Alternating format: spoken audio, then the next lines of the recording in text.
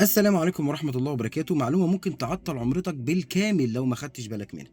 لو حضرتك ناوي تحجز عمرة أو تستخرج تصريح من منصة نسك، خد بالك من معلومة مهمة جدا اللي أنا هقولها لك دلوقتي. منصة نسك النهاردة بقت بتدقق في الصورة الشخصية، وبالنسبة للسيدات لازم تكون الصورة بالزي الشرعي وبالحجاب، لأن الصورة غير المطابقة قد تؤدي إلى تأخير أو رفض العملية كليا.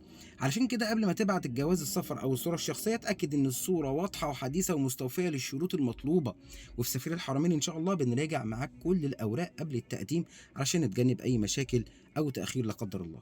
لو عندك اي استفسار عن العمره او اجراءات نسك بعت لنا رساله واحنا هنساعدك خطوه بخطوه باذن الله. انا احمد شريف من سفير الحرمين، وخلي رحلتك تبدا صح من اول ورقه لحد ما توصل للحرمين الشريفين. اعمل مشاركه للفيديو عشان يوصل لاي حد ناوي يعتمر الفتره الجايه، ويمكن يكون سبب في تسهيل عمرته. والسلام عليكم ورحمة الله وبركاته.